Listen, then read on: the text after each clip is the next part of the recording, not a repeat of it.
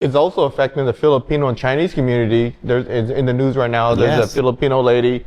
She had some kind of Misdemeanor. Misdemeanor, not even a felony, misdemeanor. She travels to. She works for UW. She works at some department there, and then she travels to the Philippines. She comes back just recently, like a week or two ago, and they snatched her up at the at the airport. So and now she's in ICE detention center. Yep.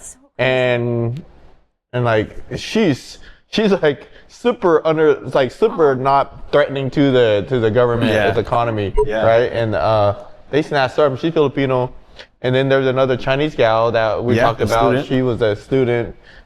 She was an activist. She attended some protests. Yeah. And she's been there since she was little. Yeah. And then they snatched her up, and she's getting a lot of news because she was here since she was little. Right. On a student visa and stuff like that. And this administration is trying to deny her due process. And I think what's happening is because she was in the protests and against, the president and his policies, that's why she got picked out and centered out and snatched up. Yeah. So it's almost like they're trying to squash freedom of speech. Yeah. What's happening right now, right? Like with a kind of bully, aggressive, violent technique. There's no question that these actions of this administration are illegal. The Constitution protects our First Amendment rights of freedom of speech.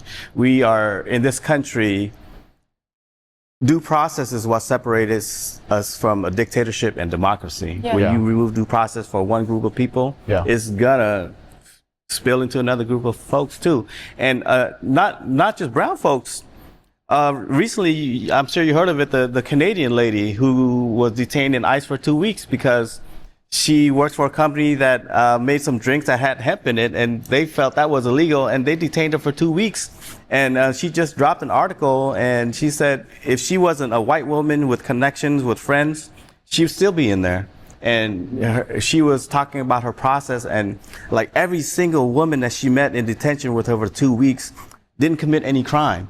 A lot of them are teachers, a lot of them are nurses, a lot of them are here on student visas, a lot of them here are H-1B visas. You know, when you're in the United States, you're working and you have to renew your visa. Sometimes your visas get denied because, bureaucracy, paperwork.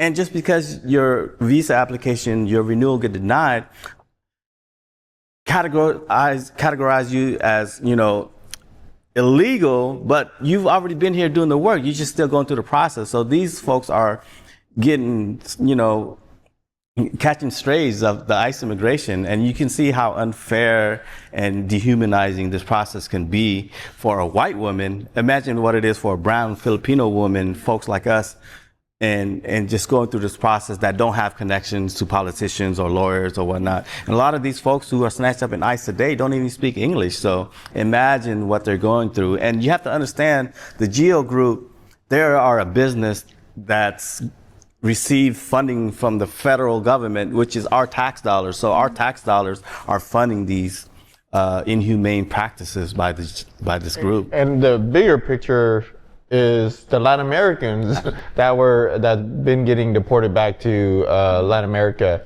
Not even their own country. You have Venezuelan go to El Salvador. That's so How racist is that? To the worst prison in El Salvador just because they're willing to take them back. Right. And then I'm a builder and I'm in the real estate industry, so I have a lot of contractors that are Mexican, and some of them are illegal and some of them are legal.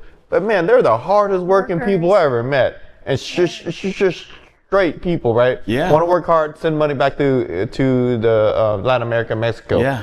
Like that's what our family did all those years, right? We work hard, we send money back home. You're just trying to make a better living for ourselves. And they pay taxes. And they pay taxes.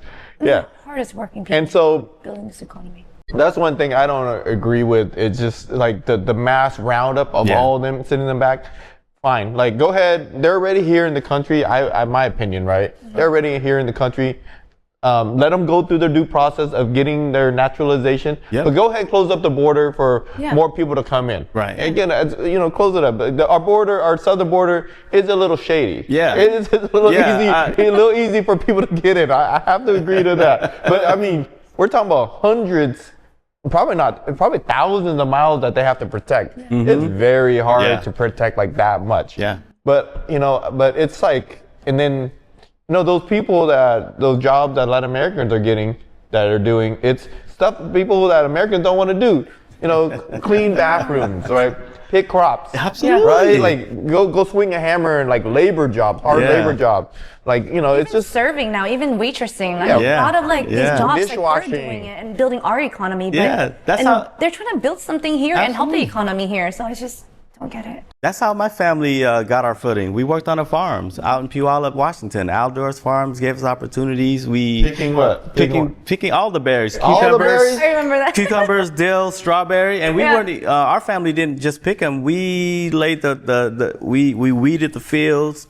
We planted the seeds in preparation for this.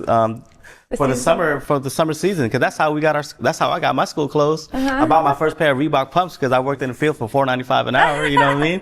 And that was it was. I remember I went one time with my Cambodian homies that lived in the neighborhood, right? Yeah.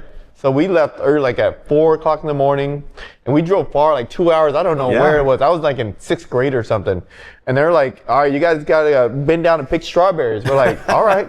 Like, I was bending over. I was like, damn, this shit hard. It's hard work, bro. You know? And then I took this whole box back. It took me like an hour and a half, 2 hours to pick up this box. Took it back to the lady. She gave me like $1.25 or something for like this huge box of strawberries. I'm like, I'm gonna make like $5 today at this pace. Yeah. It was just the hardest work though. It is. You know, and that was my last time going too. But my Cambodian homeboy and his family, they went like every weekend. Yeah. Right? That was their income. Yep. Right? Yeah. For me, working on the farm was really an opportunity to earn money for school clothes, because, you know, when you're poor, you go to school with old, dirty, raggedy shoes and clothes, you get made fun of, man. It's not cool. I should have told you how to hustle, do the return strategy. I was telling you. So we were in that strategy, that problem too. So our hustle back in the days, and we met some black guys from Oregon, and they said, "Oh, you guys want to come up?" So he said, "Go to Goodwill or Value Village, get these Dockers, right, for like $1.25." And then you tear the zipper, and then you take it to like Macy's or Nordstrom or JCPenney, and you say, "Hey, my mom bought me these Dockers for church, and the zipper tore, so I need a refund. It's defected. I need a voucher. I need some new Dockers." And so we all had super clean clothes because that was our hustle, right? We didn't know how to pick good strawberries like you guys, so we had to do the street hustle. Well,